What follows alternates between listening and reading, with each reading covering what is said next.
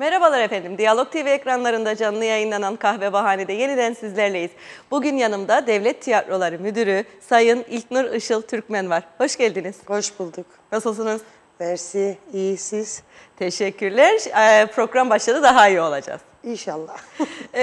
Kısaca bir kendinizi tanıtsanız İlknur Hanım bize. Çok uzun yıllar edebiyat öğretmenliği yaptım. İlk görev yerim Lapta Yavuzlar Lisesi'ydi, kısa bir dönem. Sonra uzunca bir süre Mehmetçik Ortaokulu'nda çalıştım. 96-97 öğretim yılından itibaren de Namık Kemal'de çalıştım. Şimdi de işte devlet tiyatrolarına geldim 10 Ağustos'tan beri.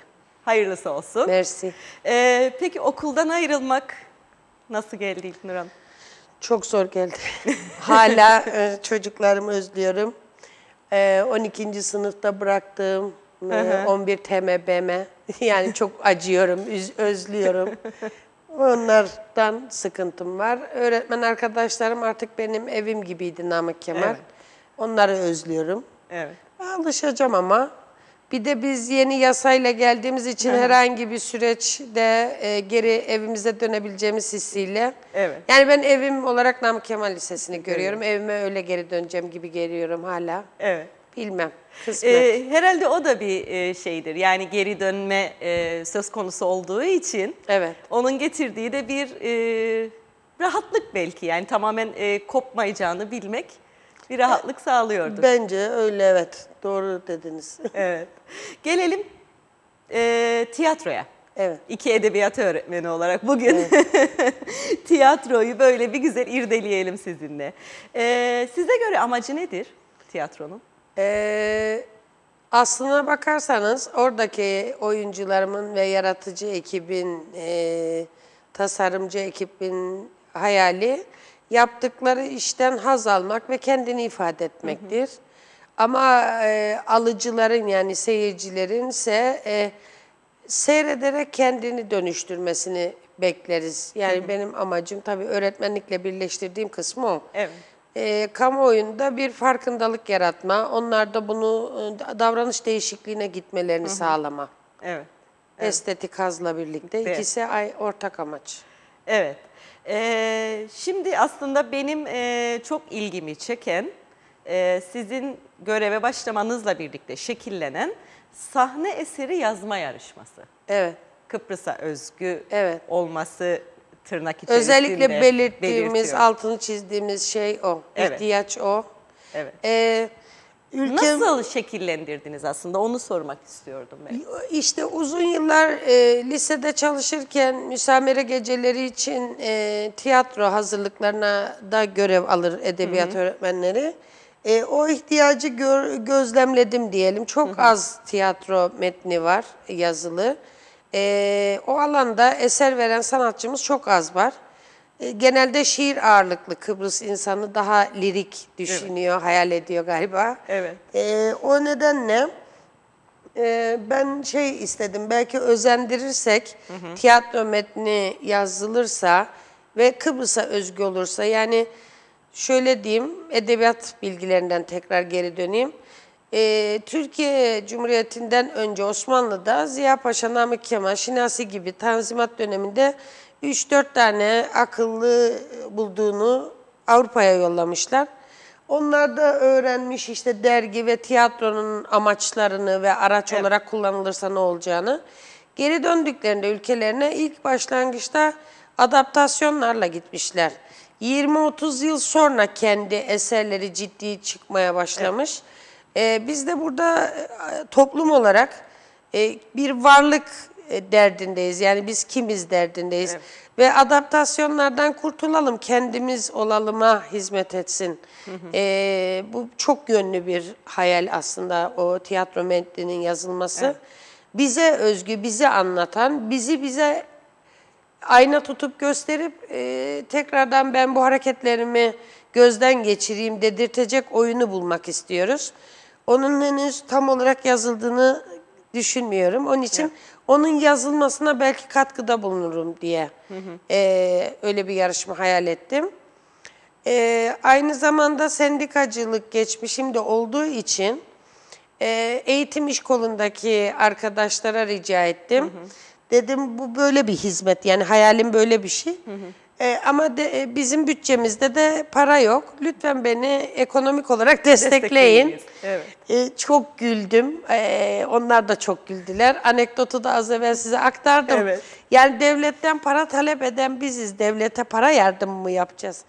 Bunu dedim eğitim işi olarak düşünün. Evet. Halkımıza bir şey mesaj vereceğiz. Onlar da küçük anekdotlarla, yani çok cüzi rakamlarla destek verdiler. Evet. O nedenle hoş bir birliktelik ve dayanışmayla onlara da buradan teşekkür ederim izniniz Tabii varsa. ki, tabii ki. Kıbrıs Türk Orta Eğitim Öğretmenler Sendikası'nın yönetimine, DAYÜSEN'e, DAYÜ Bir Sene, ÖYAK yani bizim Kooperatif Bankamıza çok çok teşekkür ediyorum bize böyle bir omuz verdikleri için.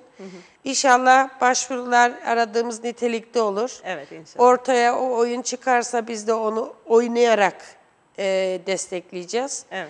Böyle bir hayalimiz var. Hayaliniz var. Evet. 31 Ocak 2019 teslim tarihiniz. Evet. Bazı detayları ben Evet. not aldım sırf söyleyebilmek için. Evet. Peki jüriyi nasıl düşünüyorsunuz? Bize destek veren her kurumdan bir o alanda çalışabilecek. Çünkü zaten DAYÜSEN'de, DAYÜ Bir Sen'de öğretim, Evet. Kıbrıs Türk Orta Eğitim Öğretmenler Sendikası'nda eğitim. Evet. ÖYAK bankadır ama ÖYAK Yönetim Kurulu da öğretmenlerden oluşur. oluşuyor. Bu alana yardım edebilecek arkadaşı önerdiler. Biz de tabii işin büyük ağırlığı bizde olması Evet. gerekir, tekniği bildiğimiz Teknik, için. evet. Oyuncu kadromuzdan en kıdemli, en deneyimli ve bu işin uzmanı olan insanlarla beraber bir jüri oluşturduk. Jüriyi de ilan ettik açıkça. Bunlar değerlendirecek. Bu tarihte değerlendirecekler. Bu tarihte de anons edilecek. Evet. Şeffaflık olması Evet, açısından. evet. Evet. Hepsini sayfamızda görebilir isteyen. Evet. İlgi Çok duyanlara, seviniriz. Evet. İlgi duyanlara da. Katılmasını bekleriz Evet. herkesin. Ne kadar çok katılım olursa o kadar daha Evet. niteliğe göre değerlendirmek daha da keyifli ve Yani- iyi sonuç doğuracaktır. Birden fazla eser de hakikaten o değerde, o ayarda diyorlarsa onun ekonomik katkısını bulmak için de ben elimden geleni yaparım. Evet, inşallah, O inşallah. Kıbrıs'ı anlatan, Kıbrıs Evet. toplumunu anlatan iyi nitelikli eserler elinize ulaşır ve bizler de yine paylaşma şansı Umudum o. buluruz. Evet. Evet, inşallah. Çok biliyorum sohbetimizde söylediğiniz ama 20 yıl önce yanan ve hala daha maalesef bir sahneye kavuşamayan tiyatromuzun başındasınız. Evet. Bununla ilgili var mı herhangi bir girişiminiz İlknur Hanım? Milli Eğitim Bakanı Cemal Özyiğit bana bu makamı teklif ederken ben ona dedim ki ben siyasi bir alanda çalışmak isterim. Yani yapacağım şeylerin getirisini o şekilde gözlemlemek isterim. O da dedi ki söyleyecek sözünü aracı veriyorum sana. Onu nasıl kullanacaksın? Tamamen politik o alandadır. Ama sana bir şeyin sözünü veriyorum dedi. O binayı yapan müdüre olarak tarihe senin geçmen için, benim de o bakan olmak için elimden geleni yapacağım dedi. Ben o sözle umutlandım. Evet. 2 tane proje var elimizde. Daha önce devlet planlamaya teslim edilmiş bir proje var. Bir de Sayın Fevzi Özersay bir proje ulaştırmış. Her ikisini de mimari, mühendislik ve hesaplama, maliyet hesaplaması açısından inceledik. Arasında tercih yapmaya çalıştık. Maalesef yerel bütçemizde bu alan için ayrılmış bir para yok. Ben de yeni bir müdürü olduğum için bütçe görüşmelerinde Sayın Maliye Bakanı'nın müsteşarı Cengiz Çöli Bey ile görüşürken bunun ayrı bir kalemle söylenebileceği kısmını bilmediğim için maliyet kısmı sadece ve sadece Sayın Bakanımın ukdesinde, onun çabasında. Benim görevim tiyatral anlamda hangi binaya ihtiyaç olduğumuzu tespit etmek. Edilmesi için de yetkin insanlardan danışmanlık hizmeti aldım. Bütün çalışmalar hazırlandı. Ocak ayındaki bütçe görüşmelerinden sonra, yani bu aralar bütçe görüşüyor, Ocak ayında bütçe görüşmeleri bitsin. Bu çabayı süratlendireceğiz. O sırada ivme kazanacak diye düşünüyorum. Ama her ihtimale de karşın, onu da cebimde tutmak isterim.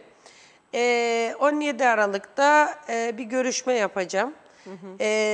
Türkiye'de şu anda dizi film çeken sinema yönetmeni aslında Fehmi Öztürk'e adaya geri dönme çağrısı yaptım. Çünkü o da Kıbrıslı ve benim burada yetişen değerim. Evet. Bir performans oyunu hazırlamak istiyoruz. Ayşegül Şentu İngiltere'de tiyatro metni yazarlığı eğitimi aldı. Onu da göreve çağırdım. Birisi oyunu şu anda yazıyor, kastını oluşturuyor aynı zamanda. Diğeri nasıl yöneteceğinin kurgusunu yapıyor. Koreografımız, dekorcumuz da Süleyman Soyel olacak. Biz ekip olarak sürekli yazışıyoruz. 17 Aralık'ta da hepimiz bir araya geleceğiz. Kıbrıs'ta buluşacağız. O yanan binanın çukurunda oyun oynayacağız. Dosta düşmana mesaj vermeye çalışacağız. Çok güzel. O sahayı o şekilde kullanacağız. Bu mesajımızdan da herhalde harekete geçecek mekanizmalar daha fazlalaşır. Umudu da var. Umudumuz. Evet. İnşallah. İnşallah ama mutlaka buradan bunu tekrar yinelemenizi isteyeceğim. İnşallah dediğiniz gibi iyi bir ses getirecektir ve artık bir binaya yavaş yavaş kavuşacağız diye ben de ümit etmek istiyorum. Umarım. Şimdi bilmiyorum yayın akışına uymuyor ama dini fetva verecek yetkinlikte de değilim. Sadece benim hissiyatım, içerideki inancım bu.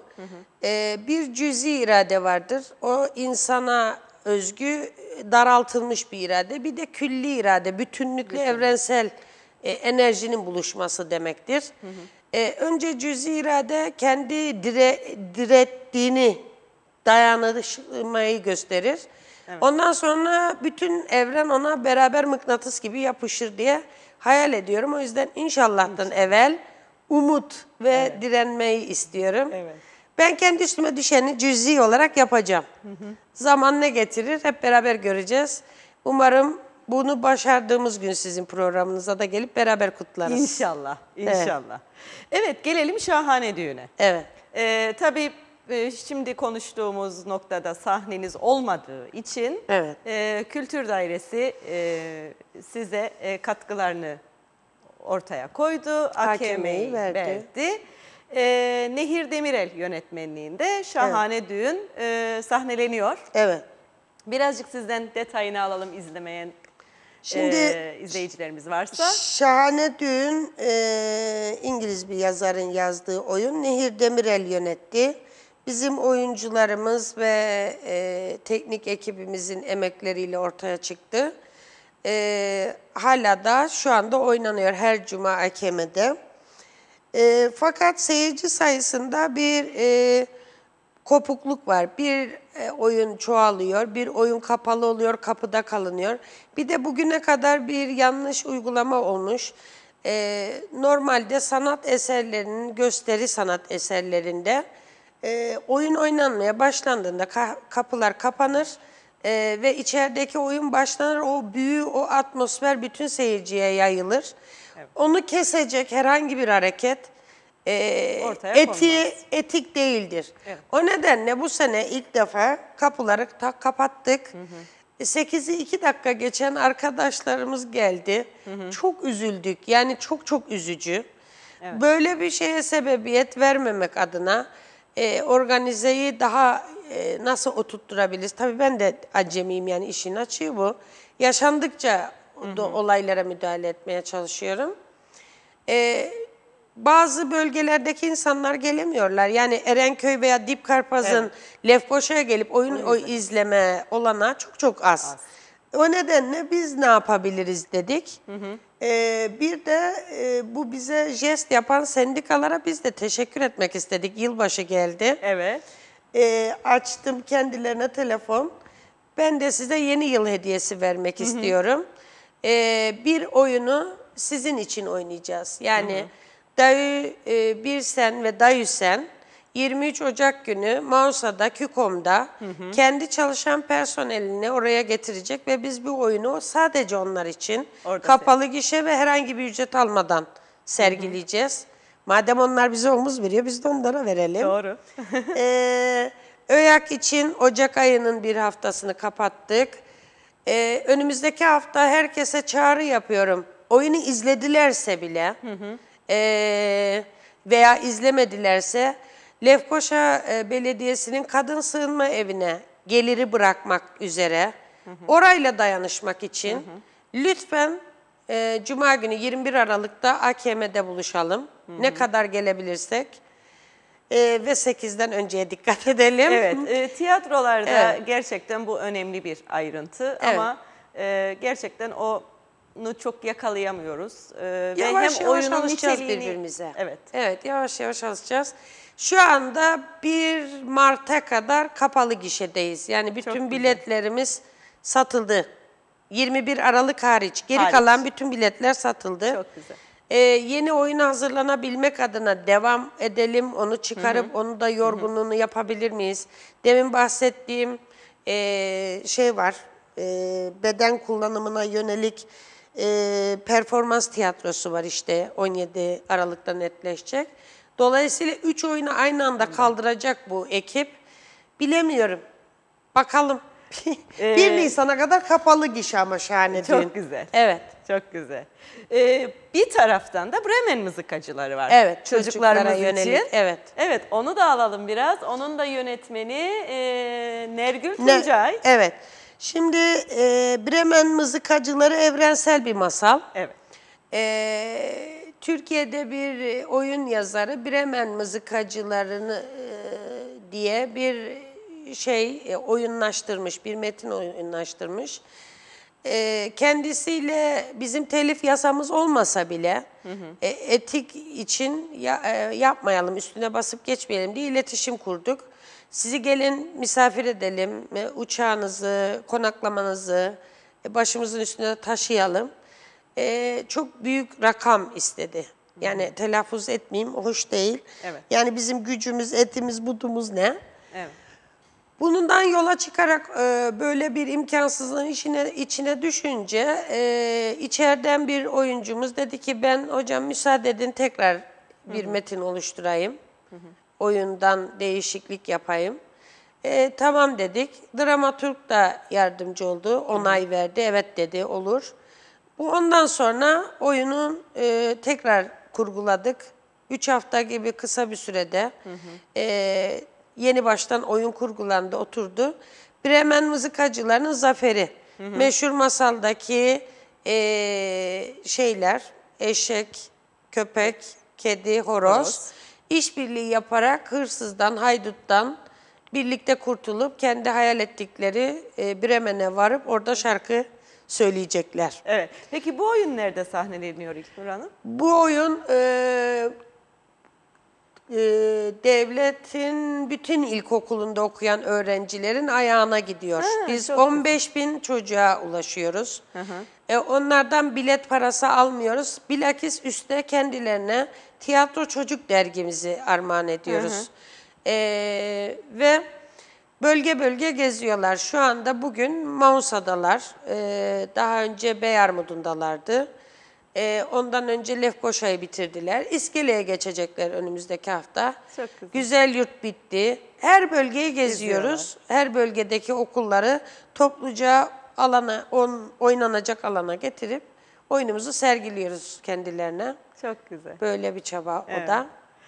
Peki bir de BRT'de haftada bir tiyatro temalı bir programınız gündemde. Evet. Nasıl planlandı bu? Aysu Basri Akder'in BRT'nin başına geçmesi çok heyecan verici bir şeydi. Yani kişi olarak benim çok takdir ettiğim, sevdiğim bir insandı. o şekilde iletişim kurdum. Bizim bir kamuoyuna ulaşmaya ihtiyacımız var. Ama medya araçlarını kullanacak bir bütçemiz yok. Ona ayrılmış uzman birimiz de yok. Bize burada bir olanak verebilir misiniz dedim. Haftada bir program vermeyi kabul etti bize. Bizim 5 tane yeni oyuncumuz, o da müjde, az evvel imzalandı sözleşmeleri. Hayırlısı olsun. Az evvel, çok mutlu, evet. Hayırlısı olsun. 5 oyuncum daha geldi. Bizim planımız bu imzalama işinin 3-4 ay önce olacağıydı. Ekim'de başladığımızda sezona, Ekim'inden önceki 15 gün evvel, yani Eylül'ün ortasında bu programa başlamamız lazımdı ki bizim şahane düğünümüz var, Bremen mızıkacılarımız var. Onlar konuşulup tartıştırılarak bütün kamuoyuna ulaşalım diyeydi. Evet. Maalesef o sözleşmeler gecikince program da gecikti. Ayşe Hanım'la pazartesiden itibaren tekrar diyaloğa gireceğiz. Tekrar o programı yapmaya çalışacağız. İnşallah. Böylelikle daha geniş. Ama sözünü aldık, en azından bizim bir saatimiz var. Evet. Evet. Bunun yanında kırsal kesimdeki kadınlara yönelik bir de çalışma. Evet, o da şöyle bir şey. İşte kişisel ilişkiler küçük bir yerde yaşadığımız için hemen hemen herkesi tanıyıp da ona rica edersek şunu yaparız, bunu rica edersek bunu hallederiz diye. Aziz Kaya beyefendiyi sayıyoruz. Bize de yaklaşımı olumlu olur diye hayal ettik. Şu anda Aziz Kaya'yla da bu konu konuşulmadı. Daha siz ipucu verdiniz. Sayın Müsteşarımız Lefkeli. Evet. İkimiz beraber Aziz Bey'e gider bunu anlatırız. Aziz Bey de bize yardım eder. Biz de böyle bir şey yaparız diye hayal ederken siz gerçek olmasına doğru ilerledik o zaman. Evet, umudumuz o. Evet. Ben de inşallah geçtim kendim. Evet. Yani Aziz Bey'e şunu anlatmak istiyoruz. Aslında buradan dinliyorsa bilemeyeceğim. Umarım. Kadın oralarda duyuru yapıp kadınlar, ev kadınları, mümkün olan, uygun saatte olanlar bir toplasın bize. Bizim hem drama çalışması hem kadınlık üzerine eğitim alan, masterlı bir tanıdığımız insana da rica ettik gene aynı şekilde. Özgül Saygun bize proje yazmada yardımcı oldu ve bunun için herhangi bir ücret almıyor, onu da söyleyeyim. Emeğini koydu. Feda ediyor. Evet. Oradaki insanlarla sohbet edip sorunlarımız neler? Önce onları tespit edelim. Geri dönelim binamıza, sorunlarımıza yönelik bir oyun bulalım. Sonra tekrar gidelim oraya. O insanlara dramatik olarak bunu nasıl canlandırabileceklerini anlatalım. Mümkün olduğu kadar paslaşarak, yani onları alıp gelip bizim atölyede dekoru birlikte oluşturalım, tasarlayalım, çakalım, boyayalım. Kostümü beraber dikelim. Beraber provaları yapalım. En sonda onu sahneleyelim. Kendilerinden ve seyirciden memnuniyet alırlarsa da yine Kamu Hizmeti Komisyonu'nda şu anda Mehmet Öznacar öğretmen arkadaşım, Namık Kemal'de birlikte çalışmıştık. O şimdi Kamu Hizmeti Komisyonu'nda çalışıyor. O da dedi ki Bulgaristan'da benim tanıdıklarım var. Bulgaristan Türkleri Kıbrıslı Türklerle işbirliği yapmak istiyorlar. Hasbelkader'de bir kadın orada bir belediye başkanlığı almış galiba Türk. Seni onunla iletişime sokayım. Da oraya bir turne düzenleyin. Ben o turne hakkımı da Lefkeli kadınlarla gitmek istiyorum. Onlar oradaki kadınların kadınlık hallerini görsünler ki dünyanın her yerinde kadının başına gelenler çok benzerlik gösterebilir. Onlar da Lefke'ye gelsinler. Bütün bu projeye şu anda sadece tartışılıyor, konuşuluyor. Resmi yazışmalar geliyor gidiyor. Ama çabalıyoruz yani çıkması için. İnşallah. Hayalimizden biri de bu, evet. Evet, inşallah. Nereden ipucu aldınız bunu? Ben bunları araştırdım. Çok gizli araştırmacılarınız var ama ilginç. Yani Bu bizim sadece gizli silahımız sakladığımız. Dediğim gibi Aziz Kaya'nın da daha henüz haberi yok. Aziz Bey'in adına ulaşmamışım. Sadece bir Çok ilginç. etkinlik Evet. olarak aldım Evet. bunu. Aslında yavaş yavaş sona geliyor sohbet. Çok Evet. güzel ama sizin projelere dair toparlamak istediğiniz, benim ulaşamadığım başka ayrıntılar Evet, da aynen nasıl olduysa. evet, sizden alalım. Şimdi yeni yasa tasarısına ihtiyacımız var. Yani devlet tiyatrolarının yasasının güncellenmeye ihtiyacı var. Bir kere onun için çalışıyoruz. Milli Eğitim Bakanlığı'nın içinde avukat olarak çalışan Medya Hanım'ın bize o hukuk dilini önermesini, biz de ihtiyaçlarımızın hukuki anlatımına çalışıyoruz. Liselerdeki yani çocuklar oyuna geliyor. Yetişkinler oyuna geliyor. Ara bölgedeki gençlere ulaşamıyoruz. O nedenle fanzin adı altında tek sayfalık bir yaprak, bir basın bir şeysi yaratalım dedik. Utku Karsu bize karikatür çizdi. Böyle içerideki tasarlamacı arkadaşımız Fatma Bender dizayn verdi. Detay gazetesini basan, dağıtan Erkut Yılma Başar. Ben onun herkese ulaşmasını sağlarım, hiçbir şey istemiyorum dedi. Onu tasarlıyoruz. Hasan Bilgehan onun şeyini yapıyor. Yani bilgisayarda nasıl sayfayı düzenleyeceğini yaratıyor. Fanzin çıkarıp liseli öğrencilere dağıtmak istiyoruz. Onun en sonunda sorular var tiyatroya özgü. O soruların cevaplarını doğru bulduğunu düşünenlerin bize ulaşmasını, bunun karşılığında ona tiyatro bileti vermek istiyoruz. Dolayısıyla o aradaki kalmış liseli gençlerin de bizimle iletişime geçmesini sağlayacağız. Evet. Bizim kadromuz yasada farklı gözüküyor, elimizde olansa çok az. O nedenle kadroların tamamlanması için organize olmaya çalışıyoruz. Var, Eğitim Ortak Hizmetler Dairesi var. Neşe Ertok Hoca'nımla.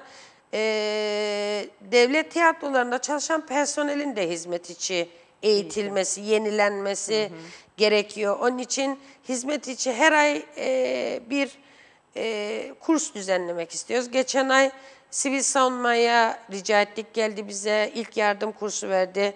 Yanan bina paranoyasıyla herhalde ilk oradan başladık.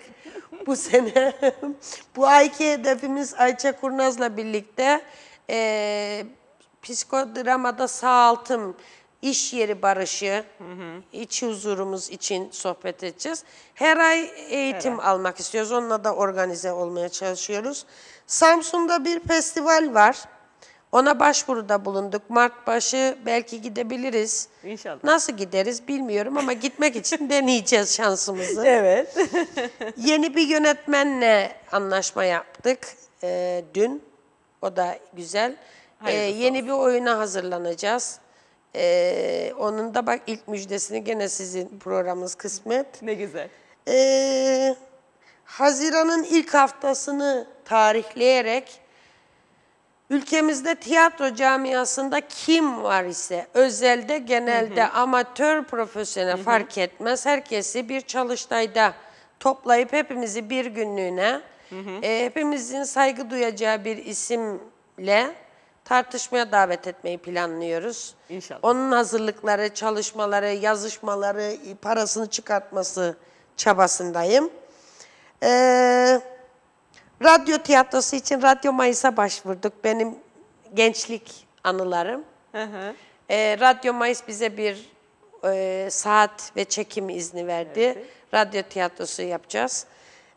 Performans tiyatrosu hedefimiz var. İngiltere'de eğitim görmüş güzel bir kızımız var Çağda. Onun için bedenini hazırlarsa o hazırladığı sürecin sonunda fuayemizde gösterimiz var. Yani açgözlülükle her yere saldırıyoruz, bilmiyorum. Kısmet. Yıllarca devlet tiyatrolarının hep atılımını bekledik. Nacizane işin içinde kıyıdan köşeden olduğumuz için. Ve şimdi bunları duymaktan büyük keyif aldık.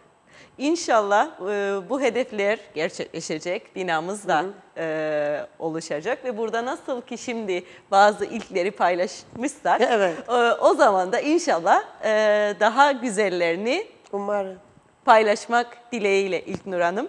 Ben çok çok memnun oldum bunları Ben de. sizden duyduğumuza. Bir çorbada tuzumuz olabilmişse Size ne mutlu. ihtiyacımız var.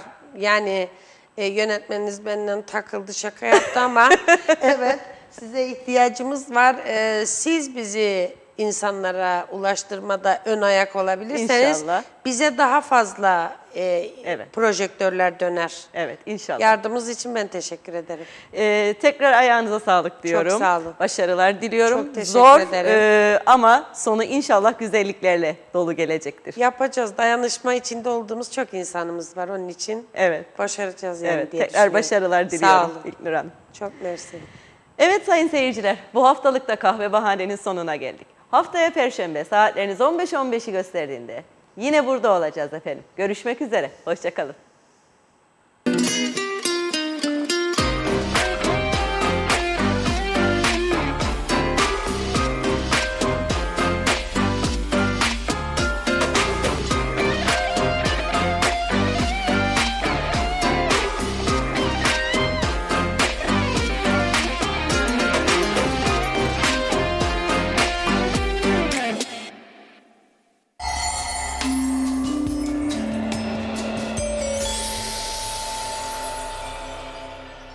Kuzey Kıbrıs Türk Cumhuriyeti